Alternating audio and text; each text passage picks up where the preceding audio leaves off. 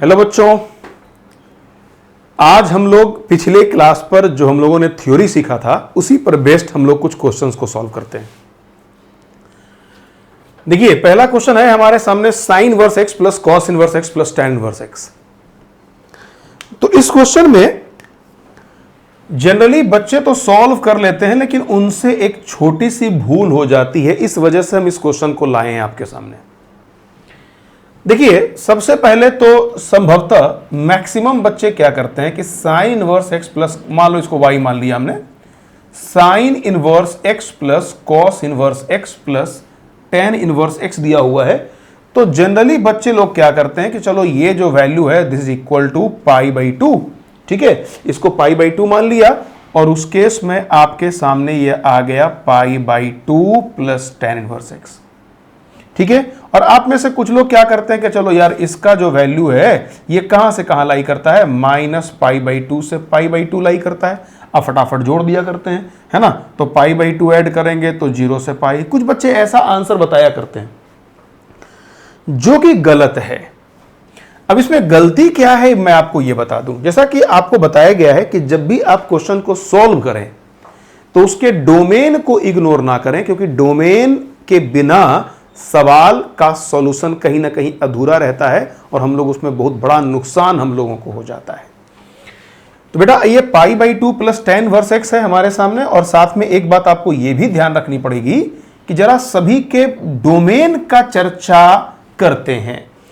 तो डोमेन का चर्चा अगर करोगे तो आपको यह पता है कि दिस एक्स बिलोंग्स टू -17, वहीं पे दिस एक्स बिलोंग्स टू -17 और this x belongs to r। अलग अलग का अलग अलग डोमेन है, इसका -17, इसका -17, इसका r है। तो जब हम रेंज की बात करें या उसके वैल्यू निकालने की बात करें तो पहले कॉमन डोमेन की बात करनी पड़ेगी। तो ऑब्वियस सी बात है, इस फंक्शन के बारे में हम ये कह सकते हैं कि इसका मतलब ये हो गया x बिलोंग्स टू -1 से 1, ठीक है ना। x की वैल्यू कहां से कहां चली गई, -1 से 1 के बीच में आ चुका है, ठीक है। तो बेटा अब आप क्या करेंगे, now this y will be equal to, देखो इसका वैल्यू तो हो गया pi by two, sine inverse x plus cos inverse x pi by two होता है, ये हम सब लोगों ने लास्ट क्लास में पढ़ लिया था। और साथ में ये टेन इनवर्स एक्स हो गया, लेकिन x बिलोंग्स टू -1 से 1। ये छोटा सा पॉइंट अगर हम भूल जाते तो बड़ी गलती हो जाती। अब आप सब लोगों को मालूम है कि चूंकि x -1 से 1 तक लाई कर रहा है तो tan इनवर्स x एक इंक्रीजिंग फंक्शन है, ध्यान रखिएगा। तो जैसे ही हम अगर इंक्रीजिंग फंक्शन की बात करेंगे तो बेटा इधर tan इनवर्स -1 होगा, tan इनवर्स -1, इधर भी बात करोगे तो tan इनवर्स 1 हो जाएगा, ठीक है। बेटा अब आप देख लीजिए इसमें ना पाई बाई टू आप जोड़ लें तो पाई by two plus tan inverse x, tan inverse -1 की वैल्यू पाई बाई 4 होती है, ओके। तो क्या करेंगे आप, यहां से आप लिखेंगे माइनस पाई बाई 4, चूंकि निगेटिव में है, और इसमें आपको ऐड करना होगा पाई बाई 2, और ये पाई बाई 4 में भी पाई बाई 2 ऐड करना पड़ेगा। मतलब y का जो वैल्यू हो गया ये पाई बाई 4 से लेकर 3 pi by 4, this will be the exact answer. ये सही है, समझ आ गई बात, है ना। तो ये छोटे छोटे से पॉइंट को भूलना नहीं है। ये नहीं कि हम लोग देख लिए sign inverse x plus cos inverse x, फटाक से लगा दिया पाई बाई 2। जब भी हम अगर उस फॉर्मूला को लगाएं तो हमें ये डोमेन का ख्याल हमारे दिमाग में जरूर रहना चाहिए, है ना। बस मेरा ये सवाल दिखाने सिखाने का मेरा मकसद वही था, ठीक है, नोट कर लें। चलिए हम अगले सवाल पर चलते हैं। इसी से मिलता जुलता सवाल, इसमें थोड़ा सा मैं बदलाव कर देता हूं। देखिए हमने लिखा यहां पर साइन इनवर्स, ध्यान दीजिएगा, y इज इक्वल टू, ठीक है, ये अवेलेबल है आपके पास, y is equal to sine inverse x और प्लस है tan inverse x, sine inverse x plus tan inverse x, okay. Now अब आपको इसका रेंज निकालना है। तो देखिए sine inverse x plus tan inverse x तो पाई बाई 2 बन नहीं रहा है ना। अगर रेंज निकालना है तो दोनों दो कैटेगरी का है भाई। तो आप इसके नेचर को समझें तो नेचर आपको यह बतलाएगा कि देखिए साइन इनवर्स भी एक इंक्रीजिंग फंक्शन है और टेन इनवर्स भी एक इंक्रीजिंग फंक्शन है, दोनों के दोनों इंक्रीजिंग फंक्शन है, ठीक है। तो दोनों के दोनों इंक्रीजिंग फंक्शन का मतलब ये हुआ कि मिनिमम पर इसकी वैल्यू मिनिमम होगी और मैक्सिमम पर इसकी वैल्यू मैक्सिमम होगी। तो कभी भी दो ऐसे फंक्शन जिसका नेचर सेम हो, या तो इंक्रीजिंग हो या तो डिक्रीजिंग हो, ठीक है, वो सवाल बड़ा ही आसान हो जाता है। उसमें आपका पहला कर्तव्य यह है कि पहले आप कॉमन डोमेन निकाल लें, और कॉमन डोमेन निकालने के बाद अगर वो फंक्शन इंक्रीजिंग है तो मिनिमम पे मिनिमम मिलेगा, अगर इंक्रीजिंग है तो मिनिमम पे मिनिमम मिलेगा और मैक्सिमम पे मैक्सिमम मिलेगा। लेकिन अगर वही डिक्रीजिंग है तो मिनिमम पे मैक्सिमम मिलेगा और मैक्सिमम पे मिनिमम मिलेगा। ओके, हम लोग इस तरीके से समझते हैं इसको। तो जरा देखिए भाई, कॉमन डोमेन क्या मिल रहा है बेटा? कॉमन डोमेन मिल रहा है x बिलोंग्स टू -1 से 1, ठीक है, -1 से 1 कॉमन डोमेन मिल रहा है।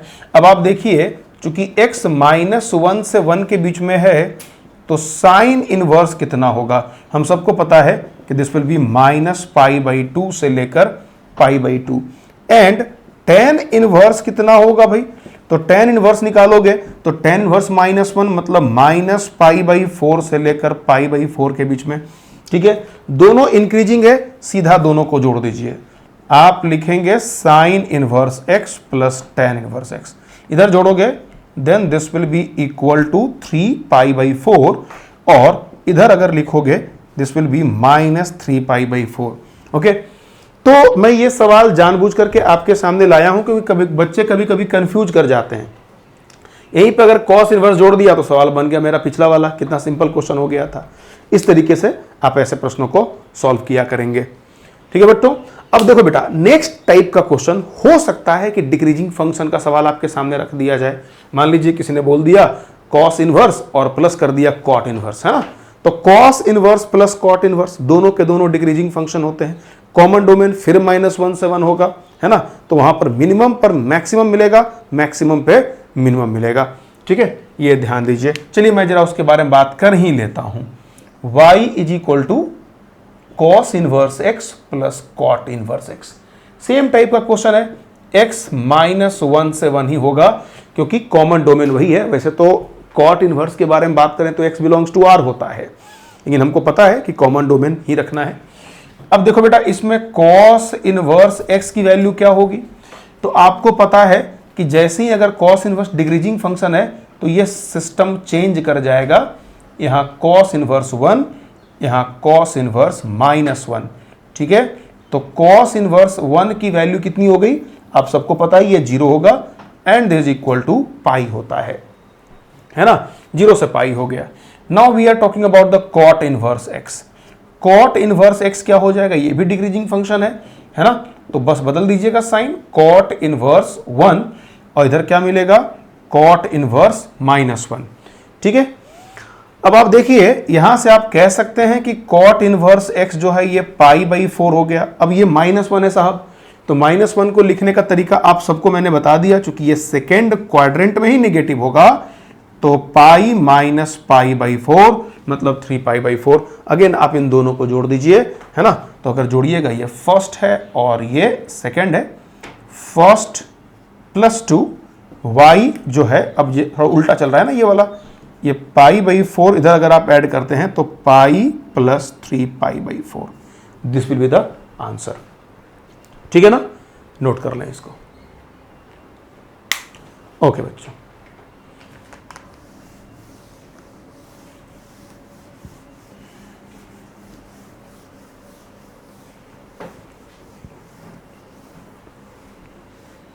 अगला सवाल ये है, find x and y if sine inverse x plus sine inverse y बराबर 2π/3, cos inverse x minus cos inverse y बराबर π/3।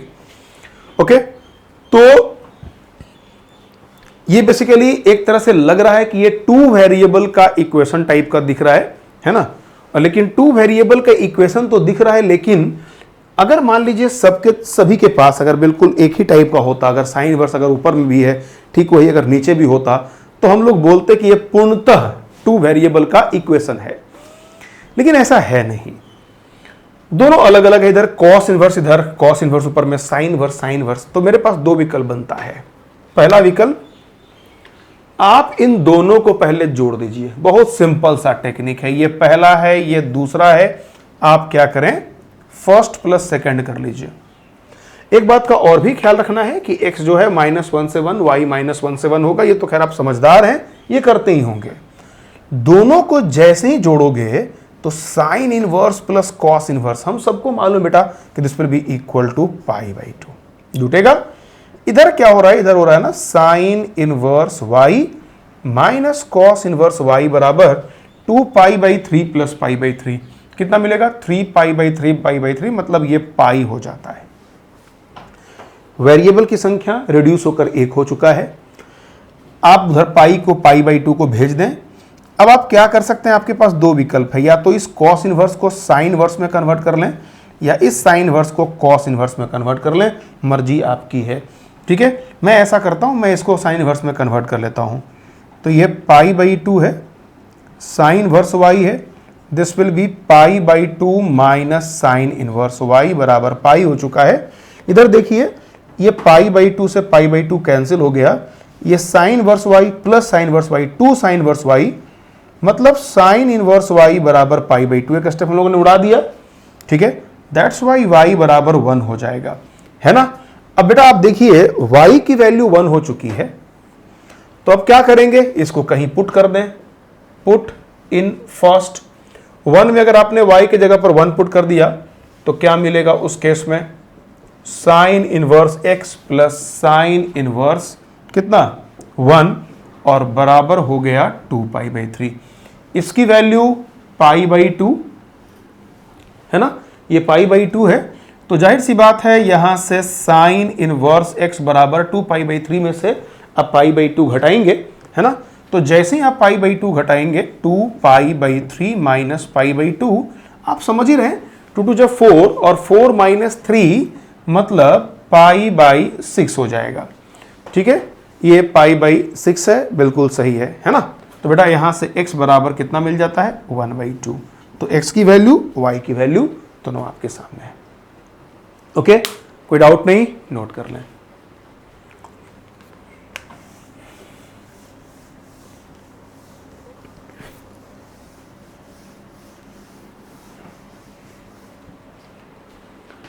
चलिए हम लोग अब शुरू करते हैं प्रॉपर्टीज और फर्दर प्रॉपर्टी। इसके अलावा हम लोगों ने जहां तक पढ़ा है अब उसके आगे की प्रॉपर्टी की जरा बात कर लें। देखिए एक और बड़ा खास प्रॉपर्टी है, साइन इनवर्स x बराबर लिख देते हैं हम लोग जनरली कॉसेक इनवर्स 1/x, या फिर कॉसेक इनवर्स x बराबर लिखते हैं साइन इनवर्स 1/x। लेकिन यहां पर मैं आपको फिर से बता दूं, ये बात तो बिल्कुल सही है, लेकिन यहां पर एक छोटी सी बात का ध्यान रखना बहुत जरूरी है। ये जो आप देख रहे हैं ना ये वाला, तो मॉड x जो होना चाहिए वो लेस देन इक्वल टू 1 होना चाहिए and x not equal to 0। मतलब -1 से 1 के बीच में x की वैल्यू हो लेकिन x का वैल्यू 0 ना हो, क्योंकि अगर x 0 हो जाएगा तो समथिंग बाय 0 अनडिफाइंड हो जाता है। इसी प्रकार जब कॉसेक इनवर्स की बारी आएगी तो यहां पर ध्यान देना, ये 1 या 1 से बड़ा हो जाएगा। 1 या 1 से बड़ा करेंगे तभी कॉसेक इनवर्स डिफाइन होगा, वरना कॉसेक इनवर्स डिफाइन होगा ही नहीं, है ना। तो कॉसेक इनवर्स को डिफाइन होने के लिए ऐसा होना चाहिए। ठीक है, तो ये बात का ख्याल जरूर रखा जाए। खैर मैं आगे बढ़ता हूं, अगला पॉइंट। अगर बात कर ली जाए कॉस इनवर्स x की, this will be sec inverse 1/x। ध्यान रखने वाली बात यही है, mod x less than equal to 1 and x not equal to 0। और अगर मैं लिखता हूं sec inverse x, this will be equal to cos inverse 1/x। ठीक है, कॉस इनवर्स 1/x हो जाता है। यह तब होता है जब मॉड x 1 या 1 से बड़ा हो। और तीसरा जिसमें हम बात कर लें tan इनवर्स x की, तो यहां पर थोड़ा सावधान रहने की जरूरत है। tan इनवर्स x में ये वाली जो वैल्यू होती है ये कॉट इनवर्स 1/x उसी केस में होगा जब x 0 से बड़ा होगा। लेकिन अगर मान लीजिए अगर x लेस देन 0 है तो ये -π प्लस कॉट इनवर्स 1/x होता है। अगर x लेस देन 0 होता है। अब हम अगर इस थर्ड वाले को प्रूफ कर लेंगे तो बाकी तो सब अपने आप प्रूफ हो जाएगा। तो पहले हम तीसरे वाले का अप्रोच देखते हैं कि ऐसे क्वेश्चन को सॉल्व करने का क्या तरीका होगा, उसको पहले सीखते हैं, नेक्स्ट हम लोग अगले लेवल की बात कर लेंगे। देखिए इसको नोट करिए, मैं प्रूफ कर रहा हूं उसको।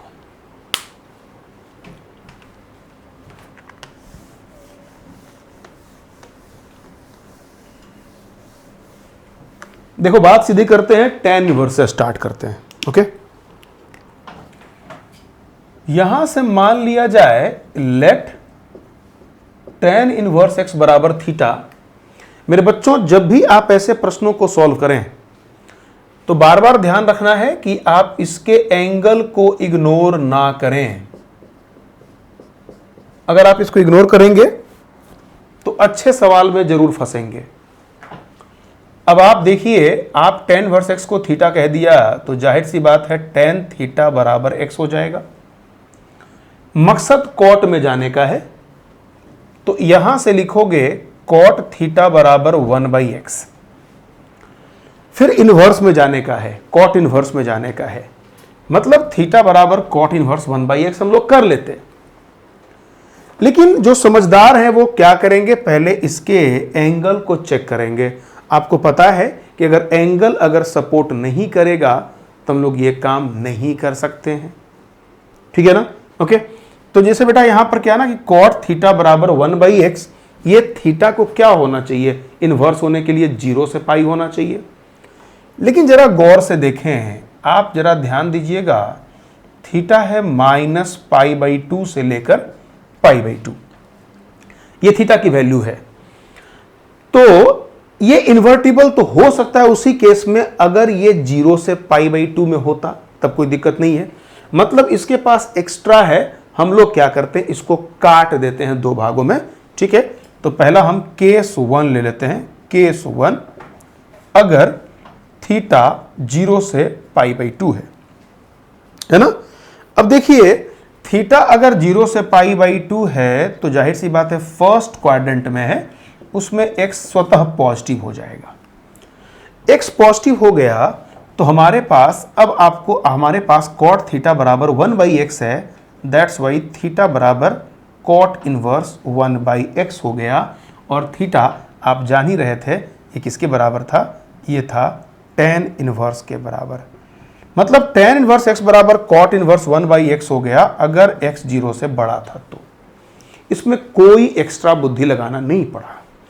लेकिन अगर केस 2 की बात कर ली जाए, अगर थीटा π/2 -π/2 से लेकर 0, क्योंकि आपके पास थीटा 2 पार्ट में अवेलेबल है, -π/2 से π/2, तो पहले हम लोगों ने 0 से π/2 की बात कर ली, अब -π/2 से 0 की बात करते हैं। तो उस केस में कॉट तो इन्वर्टिबल होगा ही नहीं, तो कॉट को इन्वर्टिबल होने के लिए 0 से पाई होना चाहिए, ठीक है, 0 से पाई होना चाहिए। ये तो -π/2 से 0 है, मतलब इन्वर्टिबल होने का प्रश्न नहीं उठ रहा इसमें, ऐसा लग नहीं रहा कि हो पाएगा। तो फिर अगर ऐसा सिचुएशन हमारे सामने कभी भी आ जाए, लग रहा है कि इन्वर्टिबल नहीं बन पा रहा है, तो आप क्या करें, इसके एंगल को एडजस्ट करने का प्रयास करें। इस कॉट, इसी का ध्यान रखना, ये बहुत महत्वपूर्ण, मतलब सबसे ज्यादा, अगर हम बोले कि सबसे ज्यादा खास पार्ट कौन सा है, उसमें से एक ये भी पार्ट है कि आप इसके एंगल को एडजस्ट करना सीखें, ठीक है बच्चों। बेटा हम लोग क्या करते हैं, इसके एंगल को एडजस्ट करने के बारे में विचार करते हैं, तो ये कैसे पॉसिबल है। तो ऐसा कोई एंगल एडजस्ट करो कि जो कि 0 से पाई में चला जाए। कॉट के लिए अगर यहां साइन होता तो जाहिर सी बात है -π/2 से π/2 की बात करते हैं, तो 0 से पाई में चला जाए और उसका वैल्यू कॉट थीटा ही हो जाए।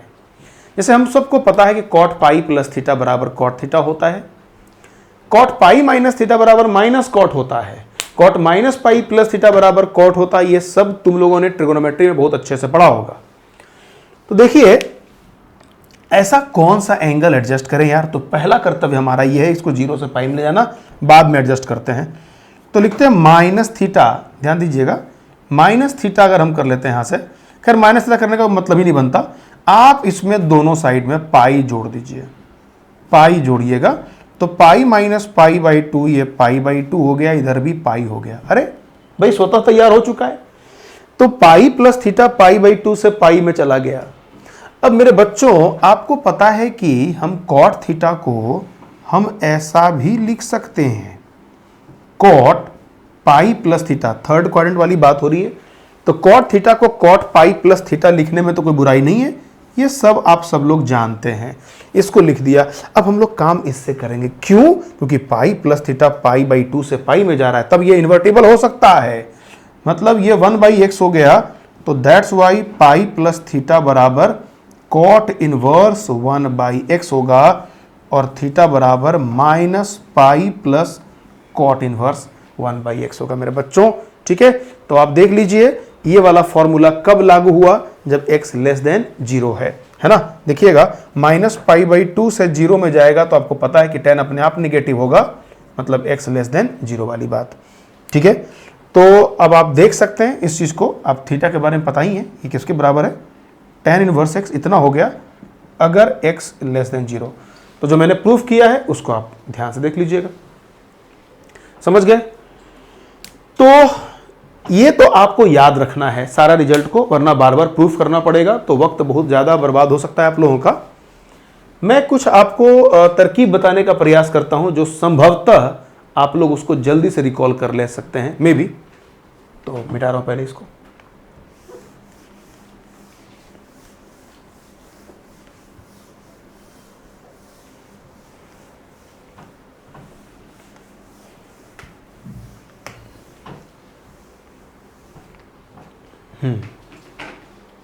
देखिए बच्चे, इसमें हम लोग करेंगे क्या, जैसे हम लोगों ने लिखा tan इनवर्स x बराबर, इसके दो वैल्यू को लिखे हम लोग cot इनवर्स 1 बाई एक्स अगर x ग्रेटर देन 0 था, और ये minus pi plus cot inverse 1 by x है अगर x लेस देन 0 है। देखिए आप ध्यान कैसे रखेंगे, पॉजिटिव में तो कोई टेंशन वाली बात है ही नहीं।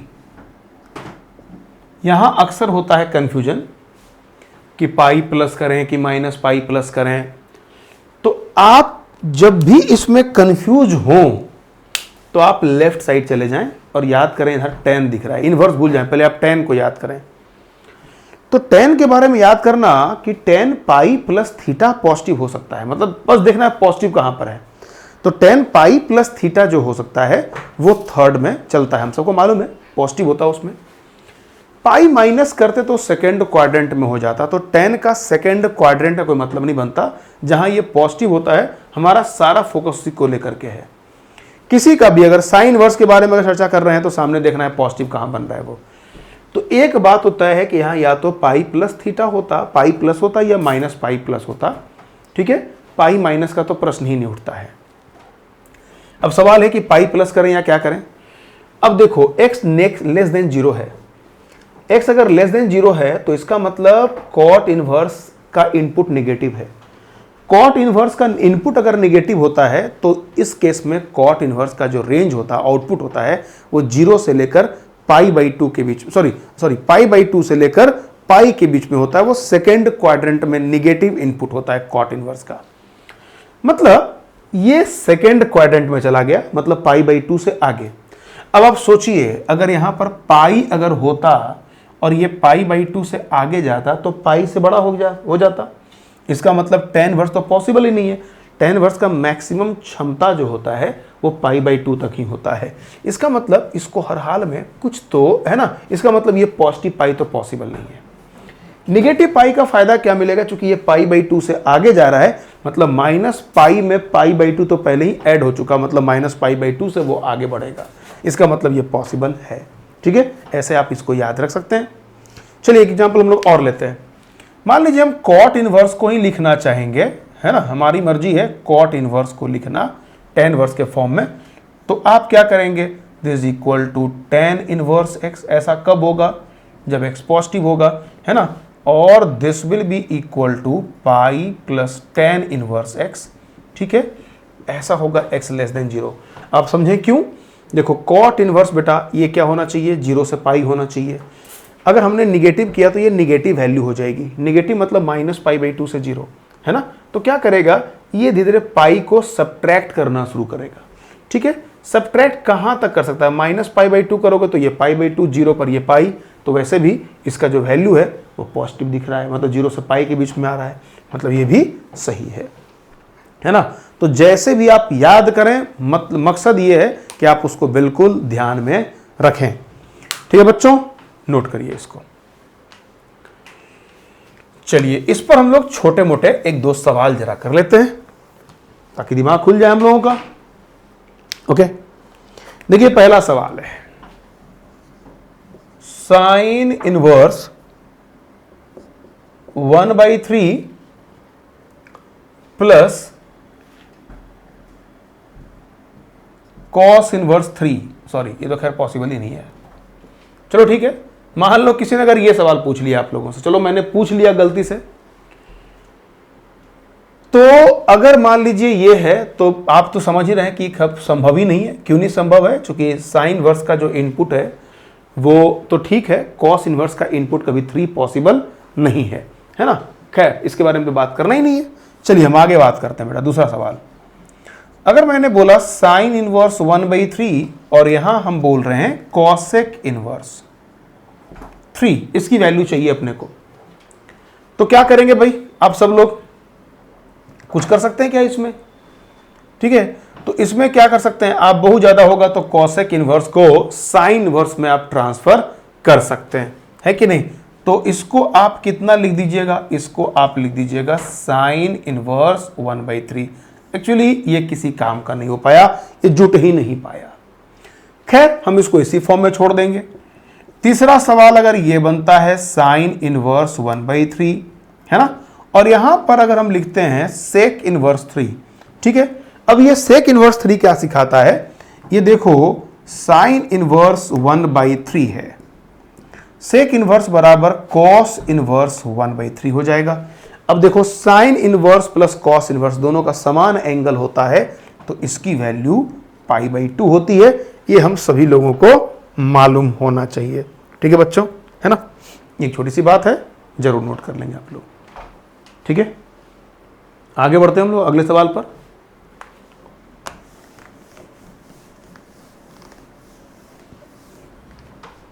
अगला प्रश्न है सेक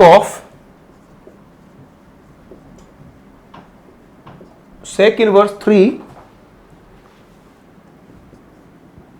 plus cos inverse -1/3। Sec inverse 3 plus cos inverse -1/3 है ना। ये हमारे सामने अवेलेबल है, इसको हम लोग को सॉल्व करना है। क्या कर सकते हैं? तो बड़ा सिंपल सा कहानी है जी। देखिए ये बाहर में सेक ही छोड़ दो और यहां सेक इनवर्स 3 है। अभी फिलहाल हम इसको ऐसा ही छोड़ते हैं। अब सेक इनवर्स कॉस इनवर्स का तो कोई चक्कर है नहीं, cos inverse plus sine inverse तो मजा आता। सेक इनवर्स को कन्वर्ट करेंगे तो कॉस इनवर्स में जाएगा, कोई फायदा नहीं दिख रहा, है ना। तो हम लोग एक काम करते हैं, इसको ऐसा लिखते हैं। ये देखिए कॉस इनवर्स -1/3 है, जाहिर सी बात है this will be equal to sec inverse -3 हो जाएगा। आप याद करें, अगर टेन इनवर्स और कॉट इनवर्स में सिर्फ माइनस प्लस का चक्कर है, लेकिन साइन इनवर्स कॉसेक इनवर्स में, सेक इनवर्स कॉस इनवर्स में कोई भी माइनस प्लस का चक्कर नहीं है, बिल्कुल ठीक है, ये बात है। तो अब आप सोचिए this will be equal to sec of sec inverse 3, और ये सेक इनवर्स माइनस थीटा बराबर, जरा याद करिए, this is equal to pi minus sec inverse 3। Formula ध्यान रखिएगा, सेक इनवर्स माइनस एक्स बराबर क्या होता है? ये होता है pi minus sec inverse x होता है। ठीक है बेटो, है ना। तो ये होता है pi minus sec inverse x, ध्यान रखिएगा आप सब लोग। ठीक है, अब आप खुद देखिए ये पूरा का पूरा कैंसिल हो गया। Then we got sec of pi बराबर कितना? -1, है ना। सेक पाई की वैल्यू जो होती है वो -1 के बराबर होती है, ये हम सब लोग जानते हैं। ठीक है, नोट कर लें इसको। नेक्स्ट क्वेश्चन है, नोट करिए।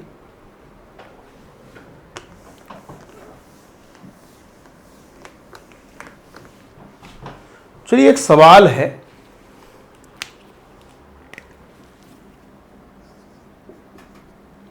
If alpha is a root of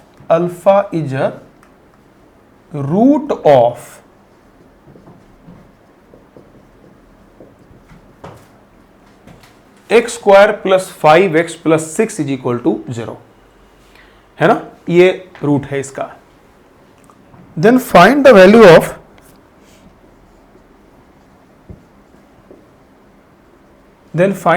of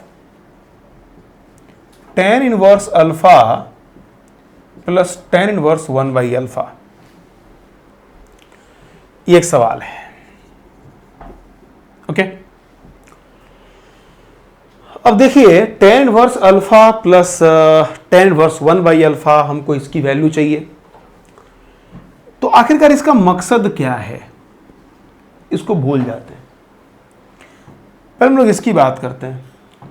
ये tan inverse alpha plus tan inverse 1 by alpha, ये तो साफ साफ दिखाई पड़ रहा है यार, पलट के हो जाएगा cot इनवर्स, है ना, सीधा cot इनवर्स हो जाएगा। तो tan inverse plus cot inverse बराबर तो पाई बाई 2। तो पहली बार में इसका आंसर अपने को पाई बाई 2 दिख रहा है। तो फिर ये देने का मकसद क्या है, इसका क्या मतलब हो सकता है? तो फिर हम लोग बड़े ध्यान से अगर इस सवाल को अगर ऑब्जर्व करते हैं तो देखो हमको समझ में आता है कि यार tan इनवर्स 1 बाई एक्स का फॉर्मूला जो था वो थोड़ा दूसरे नेचर का था।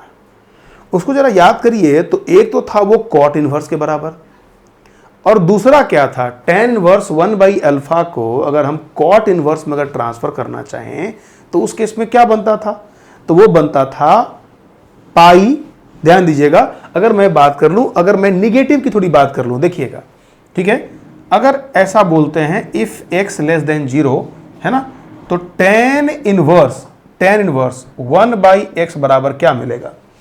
हमारे पास दो विकल्प हैं, या तो मैं कर दूं pi plus cot inverse x कर लूं, क्या ये सही है?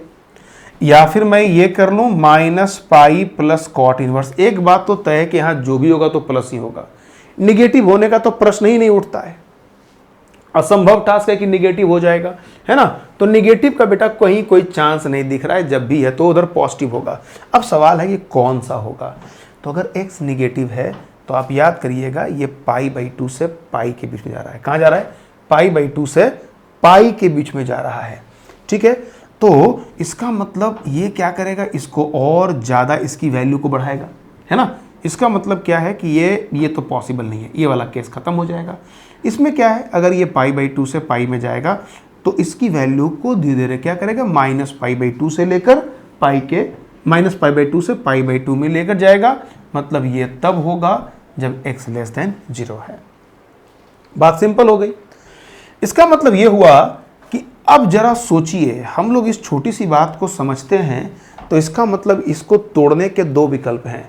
अगर ये पॉजिटिव होता तो सीधा cot इनवर्स अल्फा हो जाता, लेकिन अगर नेगेटिव होता तो minus pi plus cot inverse alpha होता, है ना। तो मामला मुश्किल में है। तो इसके लिए देखते हैं कि यार अल्फा है क्या। तो नाउ हमको ये दिखाई पड़ रहा है कि alpha is a root of x square plus 5x plus 6 बराबर 0, है ना। और जिसका दोनों ही रूट है, इसका रूट्स क्या है भाई, इसका रूट्स तो निगेटिव है। आप सोचिए निगेटिव क्यों होगा, है ना। या तो आप रूट को निकाल लें या फिर आप क्या कर लें, आपको पता है कि सम ऑफ रूट और product of root, sum of root यहाँ पॉजिटिव है, ठीक है, और प्रोडक्ट ऑफ रूट पे अगर आप ध्यान देंगे तो भी पॉजिटिव है, ठीक है। तो आप जरा सोचिए, सम ऑफ रूट अगर आप सम ऑफ रूट निगेटिव है, मेरा मिस्टेक है ना, माइनस 5 होगा ना, माइनस b बाई है, ठीक है। तो सम ऑफ रूट निगेटिव है और प्रोडक्ट ऑफ रूट पॉजिटिव है। ऐसा उसी केस में संभव हो सकता है जब दोनों के दोनों निगेटिव हों। तो खैर रूट्स निगेटिव हो गया तो इसका मतलब एक बात तो तय हो गया कि अल्फा लेस देन 0। तो that's why tan inverse alpha plus tan inverse 1 by alpha बराबर tan इनवर्स अल्फा, और ये क्या बनेगा, ये बनेगा minus pi plus tan inverse cot inverse कितना, अल्फा हो जाएगा। अब देखिए tan inverse plus cot inverse, इसकी वैल्यू होती है पाई बाई 2, और minus pi is equal to minus pi by 2, है ना। देखो tan inverse plus cot inverse की वैल्यू पाई बाई 2 होती है, बगल में माइनस पाई है, तो ये रिजल्ट मिल गया, है ना, is equal to minus pi by 2। इसी सवाल को सॉल्व करने का एक दूसरा अंदाज होता है, हालांकि मैंने आपको याद करने का तरीका मैंने सिखा दिया है, वरना आप कन्वर्ट भी कर सकते हैं। लेकिन अगर आपको तब भी अगर कॉन्फिडेंस ना हो, अगर आपको लगे कि नहीं गलती हमसे हो सकती है,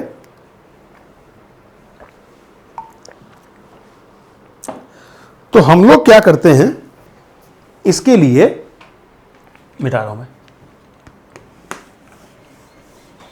इसके लिए हम एक दूसरे मेथड को भी लगा सकते हैं। देखिए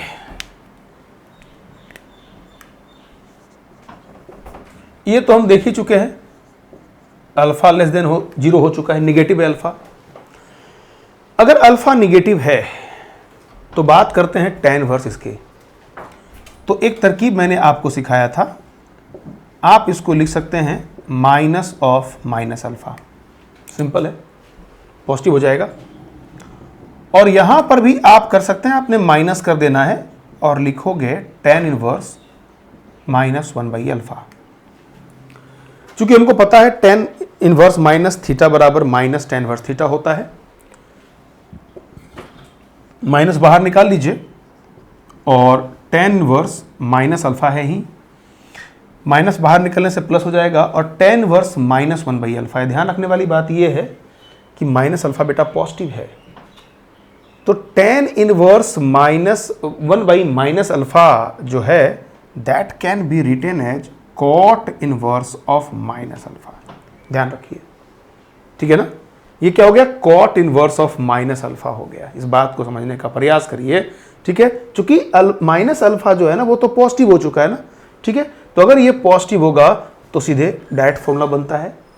ओके, अब आप सब जानते हैं कि ये पॉजिटिव है, ये पॉजिटिव है, this will be equal to pi by 2, answer will be minus pi by 2। ठीक है, इस तरीके से हम लोग ऐसे क्वेश्चंस को सॉल्व करते हैं। उम्मीद करता हूं कि आप लोग सब मेरी बात जरूर समझ रहे होंगे, ठीक है। इसको नोट कर लीजिए, अच्छे से आप लोग प्रैक्टिस करें।